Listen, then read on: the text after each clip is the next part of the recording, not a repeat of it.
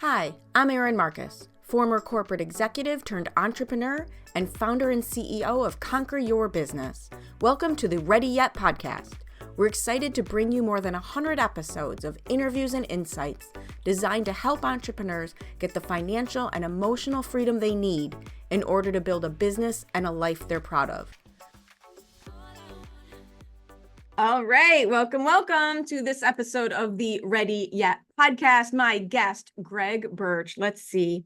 I don't even know where to begin because every time we talk about the most random things, right? And then we have a great conversation. So I can't wait to see what we share with everybody today. But officially business-wise, before we get into all that, why don't you tell everybody who you are, what you do, your little origin story, however deep you want to go. Yeah, definitely. So I'm going to tell, this is pretty funny. I'm a 6'7" Puerto Rican from Tennessee. All right. About as unicorn as they come. Yeah. I served in the military as an officer for 11 years, got out, said, you know what? I want to find out test my mettle, what I'm worth. And started as an entrepreneur in sales and slowly built myself into owning my own insurance agency. And through that, I went down a personal development kick and journey. Yes. Got me to a point of spiritual alignment with my life. And it was through that I created my coaching company. And it's through fitness. It's a fitness and nutrition and mindset really coaching company that I use physical fitness as a tool to get to mental toughness and spiritual alignment in life to help you to find out what your true purpose is. In a nutshell, that's what I do. That's it. That's if only it were that simple, right? If only that simple, right? I have like 8 million questions. I have personal questions for my benefit. I have business questions. Let's go. Let's go. So one is, I don't know if I knew about the military background because most, not all, and I have no military experience directly, but it seems such an opposite ends of the spectrum from a mindset. Like, what were the biggest shifts? And not even just in your current coaching business, but even going in as an entrepreneur. Yeah. Oh man, it was really challenging. So I came from a military family, right? And I knew I was going to serve. I just knew it. It's just like an intuitive feeling. 9/11 was my senior year of high school. I remember vividly that day. I skipped school actually, and then my dad happened to be awake, and we're sitting there watching TV. And he was watching TV, and I was like, "Why is my dad awake watching TV?" Because he worked a second shift, and he's usually asleep. And I went outside to went out the living room and be like, "Dad, what's going on?" And I looked at TV, and I just stared dumbfounded as we watched the Twin Towers get hit by these planes. And the first words out of my mouth was, "I'm going to war. Like, this is happening," right?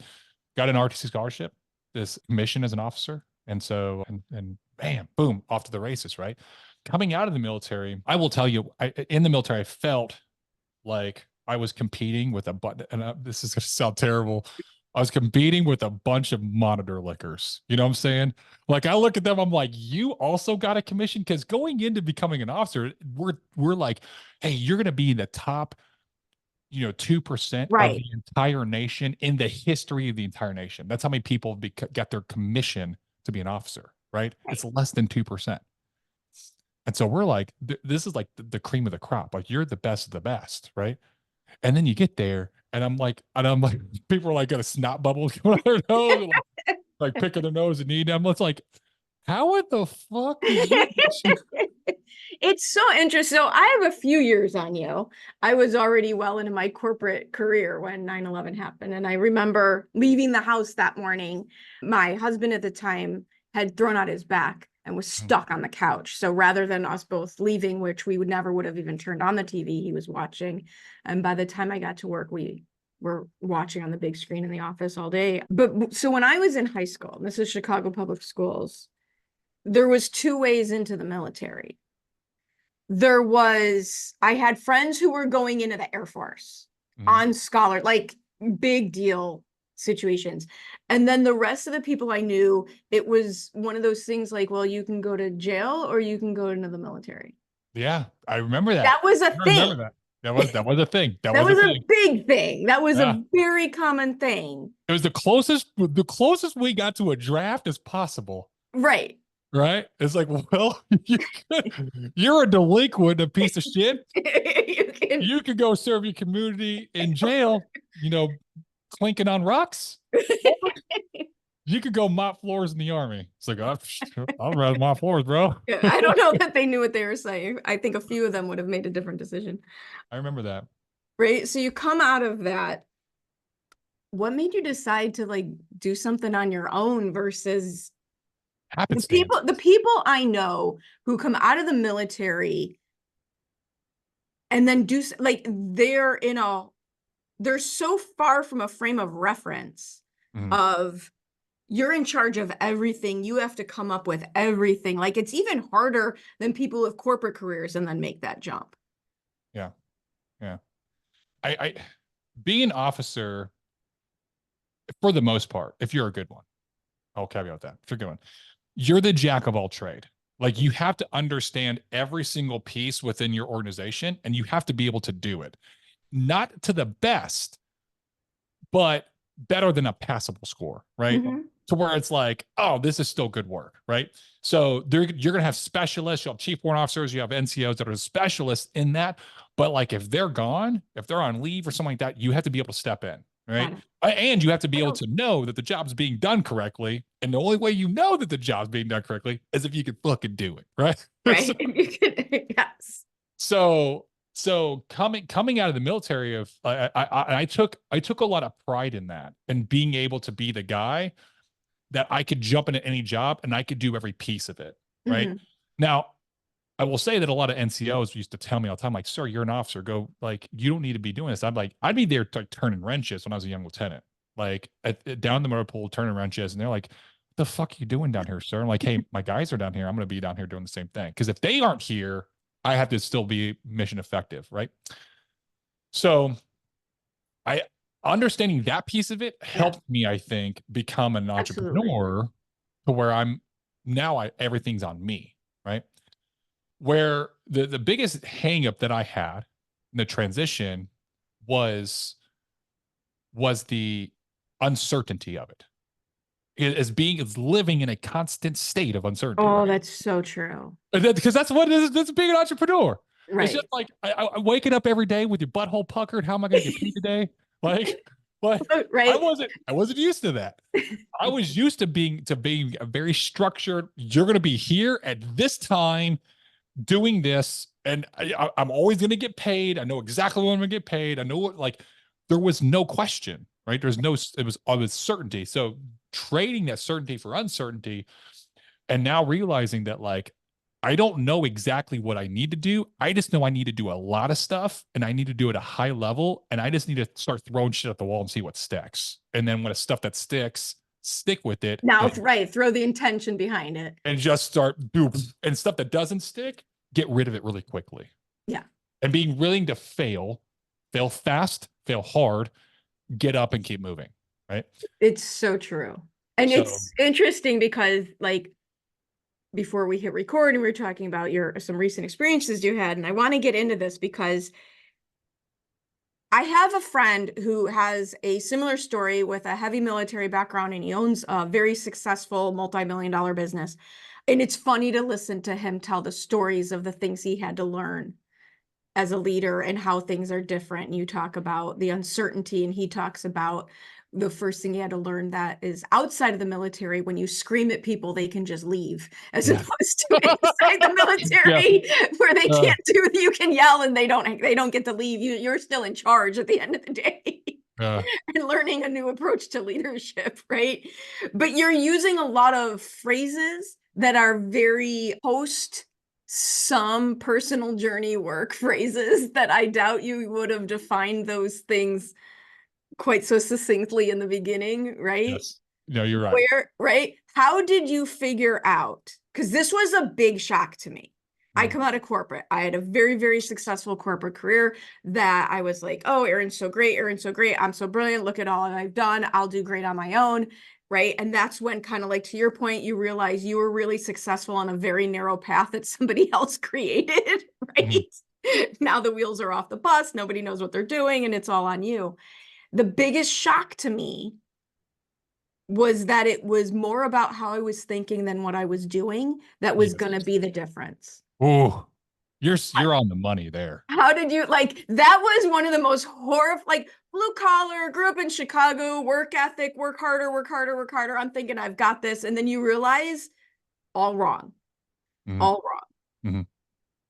So was that like an aha moment for you? Was that a slow immersion in there? Like, It was a slow decline into a pit right? that Oh, I then grabbed a shovel and dug go deeper deeper. to I think think I like have one of just those bits in my this yard. activity, right? Until somebody came by and said, "Hey, idiot." Maybe you should look over here instead. Yeah. And you ever have one of those conversations that you necessarily didn't want to have, but you'd need to have? Oh yeah. You were told something that it clicked in you, and you're like, man, that's it's like an epiphany at the same moment. As soon as they said, you're like, man, it's so fucking accurate. Right? Like, Is that really? That's what it is. that's what happened to me. When I first started sales, and I think what happened to me is has happened to a lot of people where I got initial success. Mm-hmm. My Absolutely. first 3 months in sales, Me I too. started in an insurance company, and I started in October. At the end of October, like literally last 2 days of October is when I actually was able to start selling from getting my license. Mm-hmm. And they started at the beginning of October, they started a fourth quarter blitz of like competition of all the new agents that have been with the company for 2 years or less. And when I came on board, the guys that brought me on board, they liked me. They're like, dude, you're hard charging, you're fucking go getter. Like, we're gonna get you to fucking win this competition. And I did. I beat everybody nationwide, every agent that was brand new across the nation. I got a football over there, has fourth quarter blitz, 2017 MVP, right? And what that did was it got me a big fucking head, right? And Not then helpful, right? 2018 was just a steady, like just crash and burn. And Brutal. it was because I was looking for a quick solution. I was looking for I was I was looking to shortcut and not do the fucking basics that everybody has to do to be successful because I But I thought think that's professional. not, and here's the thing though, I don't think you're talking about that now, and I know you're past it, so you're like, okay, that was wrong. Yeah. But I don't know In the that it's moment, a I wasn't malicious wrong. intentionally. Right. It's not a malicious wrong. It's not a Yeah. manipulative wrong. It's not an entitlement wrong. It's a success driven. Let me see how I can make this happen faster. I was talking to somebody yesterday, and what he said was the way he put it was fantastic. Everybody thinks only about the next sale in their business. Mm. And yet, if you thought about your business as a 20-year situation, it wouldn't bother you as much to take 1 year to get it great instead of taking 1 hour to do a crappy job at it. But because we don't think about that 20-year situation, we just think about what can I do right now to get as much as I can right now to solve this problem right now, that we kind of we set ourselves up for failure in a way Mm. by being that short-sighted. And that, so I feel like there's levels to it. And I agree with everything you said. And I feel like that's the next iteration of what I was going through at that time. Because that was That more of was like even a above what you were solopreneur, doing. right? I was that solopreneur. And literally almost a year later, this is November 2018. I'm in a different company now. And I'm seeing this guy post all these numbers of these sales. And I'm like, dude, how are you crushing it, bro? Like, what's going on? We have a conversation on the phone. He lives in Chicago and I live in Dallas. And he says, hey man, I go out to Dallas all the time because there's leads are plentiful out there. And he stock up leads for like 3 weeks. Every 3 to 4 weeks, he'd fly out to Dallas, spend a weekend, and just run business like mad and then go back. So he comes the weekend before Thanksgiving in November 2018. Now, this particular month, I think I had done like $1,000 worth of sales a week, maybe 2,000. Like it's getting into holidays. I wasn't really fucking giving it my all. So we sit down. He comes out. He meets me. We go out to Series Pizza, which is a little pizza by the slice joint downtown, down in little Deep Ellum. And he sits down. I'm like, hey man, how's business this weekend? Right. This is Saturday night. He'd got in Thursday, and he sold Thursday, Friday, and Saturday. And this is Saturday evening. He just finished his last appointment. He's like, yeah, man, I ended off at 36,000. And I'm like, the fuck? Like 36,000 for Three the days. month so far? He's For like, the no, for this weekend. And I'm like, what the bro, bro, give me Explain the this to fucking secret me. sauce, Explain this to me. Because I'm like, this is my backyard. You don't even fucking live here. I've done like 3,000 for the month so far, and you've done like 36,000 in 3 days. What the fuck, bro? Right. Right. And he's like, and he's very calm. He's just like, well, Greg, let me ask you some questions and see how I can help you. That fair? And I was like, yeah, that's fine. And he starts going through these questions, and he's asking me questions like, hey, what's your lead flow look like? Are you buying leads each week? Hey, are you going to training every single week to be part of the group? Are you, hey, what do your dial days look like? Are you controlling your dials? Are you controlling your activity? How many appointments are you scheduling every single week? And he's going through all his questions, right? And I'm tap dancing. I think I'm answering great because I fucking don't have the answer. And I know internally, like, I know what he's looking for and I know what I'm doing, but I'm doing something that's different because of this, that, the other. And I'm like Right. justifying it in my mind, right? Yeah. So I'm tap dancing. I think I'm doing well. And after a few questions, he just looks at me and he smiles and he's like, Greg, I know what your problem is, man. And I was like, what's that? And he's deadpan. He looks at me. He's like, hey, Greg, you think you're special and you're fucking not. And I was like, who's for context sake, right? Right. This guy was a Russian American. He'd had his citizenship for a fucking year. He sounds like Gru and looks like Gru from Despicable Me. No shit. Like, and I'm like, this, I've fucking got blown up in Afghanistan and Iraq, motherfucker. I've led soldiers in combat. You telling me that I'm not special? But then he followed it up with it. He's like, dude, I'm not special either. And I know this. And so I follow a system that works. And the system is I go to training. I fucking buy leads. And he's going over Right. everything. And he tells me the justification, the reasoning behind it. And afterwards, I was like, dude, he's fucking right. He's fucking right. And he was. Because I was like, dude, and what it was ego. It's because I've had some experiences. I've had these things, these great things that I've done in my military career. And so I'm coming out with like, I'm going to do it my way. And I was trying to do something my way when I should have just been following the system. And, just for context sake, in 2018, I sold about $75,000 that entire year. Right. And right after him and I had that conversation in December, I started changing things. I started following the system. In 2019, I sold 425,000. Right. It's like a massive difference. And it's so funny that you called it ego. And I had a similar conversation with a coach. And this is what it's so interesting. Like, people really need to realize that this is such the key. I forgot what I was complaining about. Mhm. But it came down to the fact that I was doing all this work. I know I'm smart. I know I do this. I had, MBA, all the, corporate background. Yay, yay, yay. How come it isn't working instantly? Right? How come I wasn't already at that $1 million mark? How come I wasn't already? And it's funny, I think my conversation was in 2019. So we're right on this, right? How come I wasn't already there? And she looked at me and she said, you're very impatient.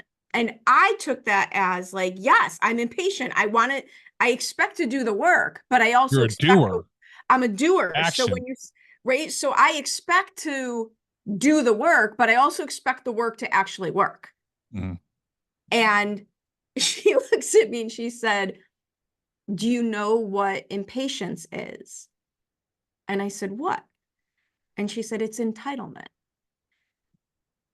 And I was like mouth drop, because entitlement to me is like, this is not, it's the opposite of my value system. Mhm. And it's entitlement. But she's Why right. should everything work for you? Yeah. Why should everything just be like, And I had the same exact response that you did, where I was so horrified at myself. And it was also one of those moments that I might get frustrated or whatever, but I've never had that feeling again. I was so horrified with the truth about the way that I was thinking. Mhm. It's like instant solution. Yeah.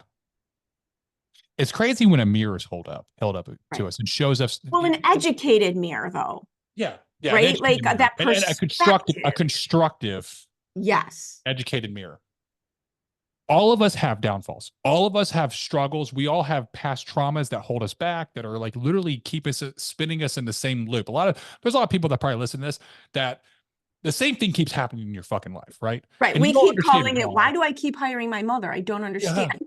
Well, why do I keep dating the same women that keep are Right. crazy? It's because you have some past trauma that's causing you, that you're living in the past, and then you're manifesting it and you're creating it in your reality. Yeah. Right.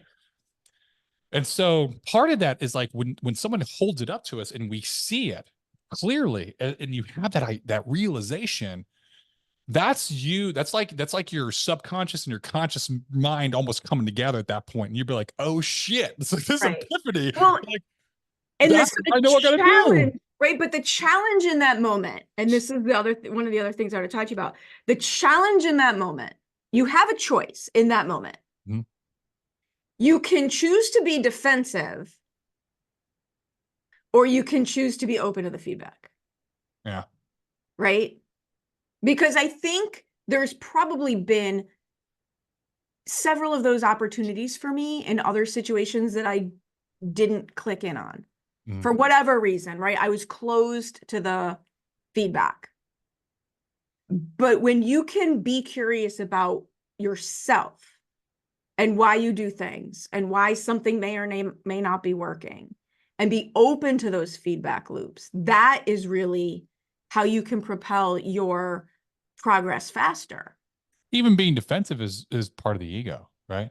How how many times have you witnessed or maybe even experienced yourself a hater? Right. A hater says something that's just like, you're like, man, fuck that person, or hater. Like, I don't care what they say, that can bother me, right? Happens, right? Yeah. I had a conversation with somebody the other day. It literally just actually yesterday. It was a new client that just came on board, and she was talking about how New Year's Eve she took pictures, and somebody, this girl that she knows that they're used to be friends, but they're not. Stupid situation. Frenemies, right? Yeah, but they saw the pictures, and they were talking to a joint friend, a middle third person, and was like, "Oh, is she pregnant?" And she's not pregnant, and she just looked a little bloated, right? And she was like, "Fuck this girl, blah, blah." And I was like, "You know what? This is what." I was like, "You know what you can do with this is a exactly what you said. You can take offense and you can be like, man, fuck them. I don't care. She's just negative." Or you can say, "Is there any truth in that?" Why does that bother me? And why does it bother me? And Why maybe does that bother there's me? a nugget, there's a like, because even criticism, even when it comes from the worst place ever, from the haters, probably a nugget of truth within it that you can look and say, you know what? Thanks for pointing that out to me. I'm gonna go ahead and fix that shit. Well, and that was one of the things that I learned. If I have a reaction, there's a reason. Mhm. Because if I was okay, I'd have zero reaction. Like, I'm 5 feet tall. I'm the opposite end of the spectrum as you are. I'm 5 feet tall, right? Yeah, So to make fun of me for being tall, for example, it just doesn't even yeah, register because it's irrelevant. It's not a thing. yeah. Then you just know it's silly. It's silly. And Yeah. so that's how I've learned, like, if I have zero reaction, it's because that's not a issue.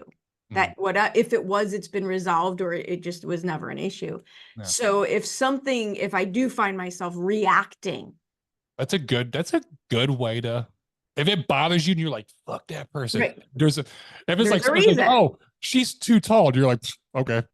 Right. And just Like, go about your day. Just like, it's like, all right, well, okay, you okay? okay, sure, whatever. Right. If That makes I a lot of have a sense. reaction, there's a reason.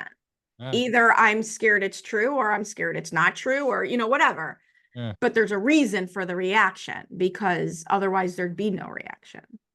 For those of you listening, you need to write that shit down, like because that's actually a very wise very simple, yet wise piece of advice that you can take with you in your life, right?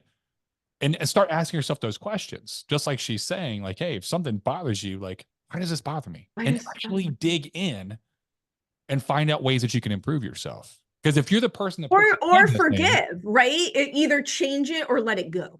yeah, change it or let it go. And I would Change it. change it. I'm the kind of person I am now is I would change it. I'd be like, you know what? This bothers me because I am getting kind of pudgy and I do look pregnant, this, that, the other. So, And I would go fix it. And then I'd go tell that person, thank you for saying that so because I here's the highlighted difference. something, I you think know? I've got, I don't know, is it 10 years that I've got on you? Because Uh, here's the difference. At my age, you're like, let it go, right? Because I would say even in my early 40s, I would have had the same response as you, where yeah. like, oh, let me fix that, let me work on that. And now I'm much more of the Yeah. Yeah. Doesn't bother you because it's it not an doesn't bother important me. thing to I you. It said, has no impact in your no life. impact. The best thing about getting older is how much I don't care. Right? The best thing about getting older is how much there is now in life that I just don't care about. And also, I found that as I've gotten older, that especially when it comes to business, we're always putting out fires, right? Right. I've realized that if I give things a day, it usually solves itself. If Like you've it been on usually, my to-do list for a while and I keep putting you on the new list, I could probably just stop copying and pasting that. It ain't yeah. gonna happen. Not everything is going to be world ending. Like fire is good. I don't have to put out every fire, and people can put out fires without me. Yes, that's So a big one. That's a yeah. big one also. I've realized as I've gotten older, especially in business, the longer I'm in business, I start to see the same things. I'm like, you'll That's figure it out. that'll blow it. That'll blow itself out. So I have we can pretend this is a coaching session and people can see what you're all about. Okay. This is a challenge I've not solved.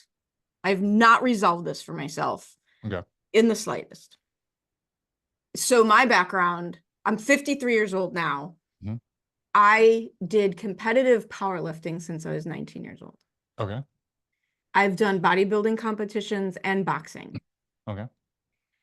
And due to injuries from all of those things, I am not able to do the physical exercise that I used to have as so much of my identity, Okay.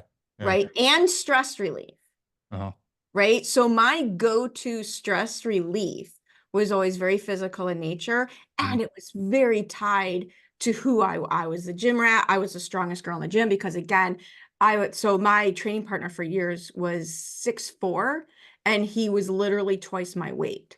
So every time we'd be working out together and I was lifting more than half of what he was lifting, I used to tease him and go, technically, I'm actually stronger than you over here, Pound right? for pound. So pound for pound in competition, I'd actually win. Right. And I absolutely agree with you. The amazing advantage for a entrepreneur business owner that will happen in their business if they embark on a physical wellness, fitness adventure. Mhm. Like you learn how to work the plant. There's so much about not just needing the stamina, but what it takes to really go on that personal journey that will benefit your business. Mhm. Right. And so, what do you like? I don't want to liken it to people who haven't done it yet, because I guess that's a different background. But like, what do you recommend or what do you think about for people like having to make that mind shift and talk about what triggers you and what doesn't? I'm doing great because I'm throwing the baby out with the bathwater. If I can't train the way I used to, screw this, I'm not doing anything. Right. So that's very Yes. effective. That's been working wonderfully. Right. Yeah. And it's just been such a, I have going back to the ego, going back to I've never had a physical problem I haven't been able to resolve. And it's so interesting how this one is just tripping me up and it's not fun.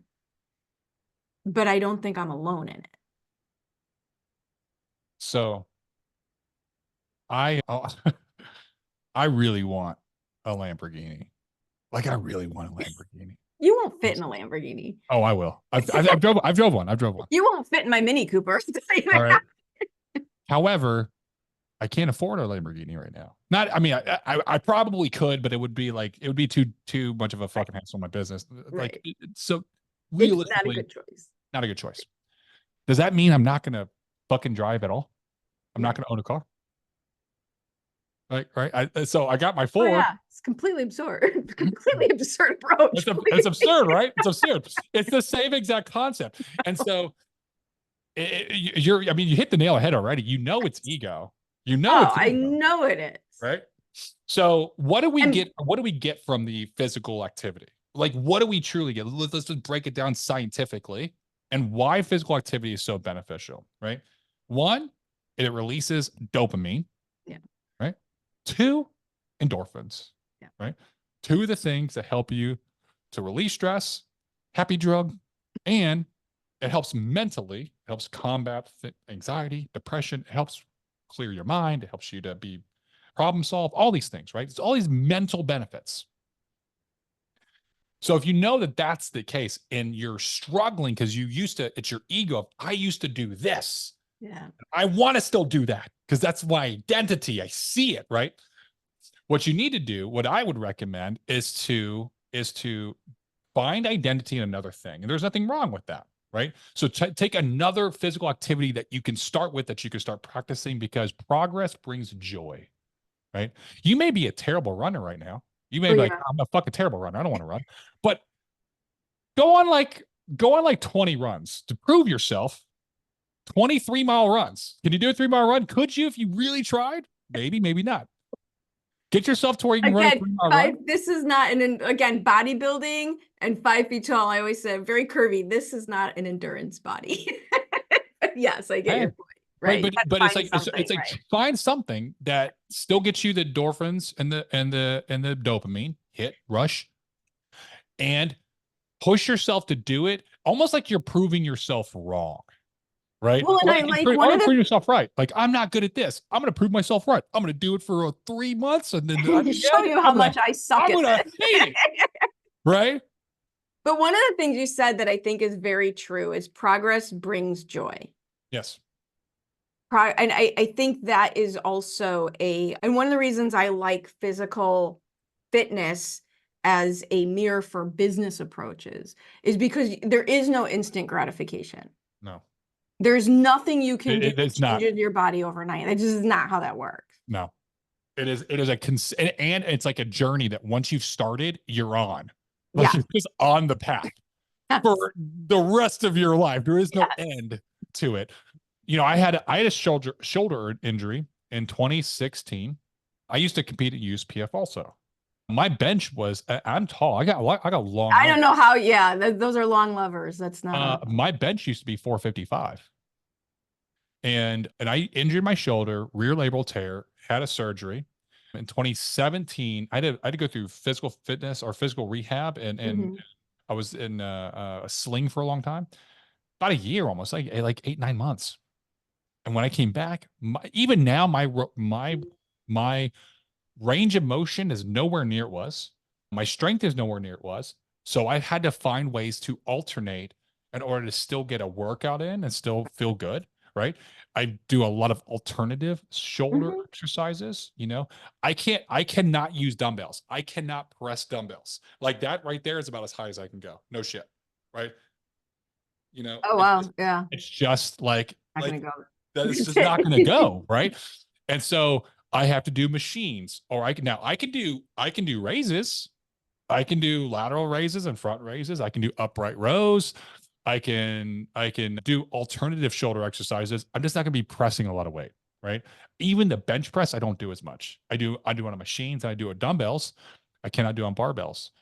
So I found other ways that I could Yeah. still get my hit, and I'm not going to be pressing the heaviest weight like I used to be. Like, I used to get off on like going to the gym Oh, and fucking putting 4 plates on. I used to And do like everyone stop and look and be like, who the fuck is the this best. guy? I mean, I think I would weighed in at like 108. I'm little. It's Yeah. not just, I'm not skinny. There's never been bones sticking out anywhere, but I am little. Yeah. and I could press plates. Yeah. And if you want to laugh, it's watching the, like, because I can't get it off the rack because I'm not tall enough. I Yeah. can't lift it off the rack. I'm not. So you get the big giant guy standing behind the bench, plates on the bar, and me laying down on the bench. And there's plates on the floor because I can't reach the floor. When I'm laying on the bench, my feet aren't flat on the floor. So I have to put braces under the floor. And you watch the 18-year-old guys who haven't filled out yet. They're just starting to, guys grow like puppies. They grow taller before they get thicker, Yeah. right? So they're tall and lanky and they don't have any muscle tone yet. And they're looking at the plates and they're looking at the trainer and they're looking at me and they're trying to figure out what is going on, right? Like, and he would just nod and smile and hand me the bar. And then they do, their jaws kind of drop. And then you rack it, you look around, you're like, that's right. That's fucking right. You know? And then they're like, fuck. And they're like that meme of the woman that's doing like the math, and they're like trying to do the math of like what's her weight versus how much did she press, and like what's my weight, and like, the best one, I forgot what I was doing shoulder presses. I'm built weird for a girl. I can do things I shouldn't be able to do, and then like other exercises that should have been easy, I could never even do. And I was doing shoulder presses with 40-pound dumbbells sitting on the end of a bench. yeah. And at the child care group walked by through the gym and into the back, and this little like 7-year-old boy stopped and was watching me and then kept going. And then this guy next to me took his headphones off and he goes, "You just changed his definition of a woman." He's not wrong. Scaring small children. He's not wrong. He's not wrong. It was hysterical. I was like, oh my God. So I want to get deep here. And I want to get, let's just say deep. Okay. So I grew up skinny. I mean, scrawny. Like I was like Ichabod Crane, baby giraffe, arms and limbs, just, Right. 170 pounds, 6'7". Right. I thought it was genetically, I was not going to, but I was very self-conscious about this. Right. I was a fast runner, but everywhere I went, people stared at me. I'm already just a massive dude, but people stared at me, and I felt internally like I was a freak. That's why they're staring at me. It was my height. I am kind of freakishly tall. I'm freakishly little. And it bothered me self-consciously, my self-image. I don't. So just as much as like there's people that are overweight, that underweight people, it bothers them too. Absolutely. In the same way. And so when I first started lifting and I first got into it, I went, my first deployment, I went from 170, 75 pounds to 250 pounds that deployment. And so I came back, I was a different human being. I looked like I ate a person before I came back, right? You gained me. Yeah. And I went from being able to barely be able to do 135 bench press to being able to do 405 pounds for like 5 reps. Right. And to go from that extreme, right, to the other, and I found such confidence in my ability to attract people in a different way. I knew when I walked into places that they were looking at me because I was jacked, right? Not because I was a skinny kid, right? And so when I got injured and I couldn't press the same weight, I went through a similar transition period where it's really challenging for me. And when I realized that ultimately it had to do with how I felt, this was all internal. This is all how I felt about myself. All right. And it had nothing to do with the external world, because both times people were looking at me just because I'm right. tall. The facts of the situation didn't change. No, the facts didn't change. And so I felt I internally, my mind attached self-worth to the amount of weight I was pressing and how people would see me in the gym versus who I was as a person, the content of my character. Right.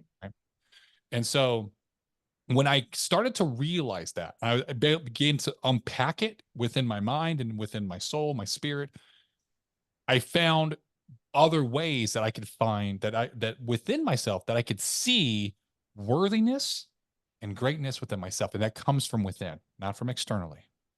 It comes from within. When you start to see yourself in that way, You start to highlight the things that you're great at and also the things that you want to improve on, and seeing yourself in that same mirror, that same, that accountability mirror we talked about. Well, and it opens the opportunity to do what you said before, which is do the physical fitness, not because of the external, but because of what's good, right? When you're What it not does for you. attached, what it does for you, the advantages and the benefits that it provides, not just the external, which, as you point out, is perception anyway. Exactly. Because and I was ripped. I was It's so like giving a for gift so because long. it's you, like, as you say that, I fucking had this epiphany. It's like the difference between, we was passed by the holidays. It's like the difference between giving a gift because you want people to be like, oh my God, you're the best gift giver, versus giving the gift because you truly want it to bring joy to Make somebody that else's person life, happy. Yeah. to make that person happy. Right. And the One perception is is more like, like, I want you to be like, this person's I'm the best gift giver ever. right. I want people to look at me like that, right? And there's like, I just want someone to be happy. I want to bring happiness and joy. And I get joy because you're joyous. I mean, think about if you brought that to everything that you do, because it's being not altruistic, but it really is, what's the intention behind the behavior? Yeah, it's intentional. But it's ego. It's Right. it's Well, and it's having a what selfish versus selfless view of the world and your actions. but it's also, what's interesting is the ego is attached to something you have no control of and no idea if it's happening or not. Because when I was all ripped, especially being female, some people think that looks terrible. Yeah.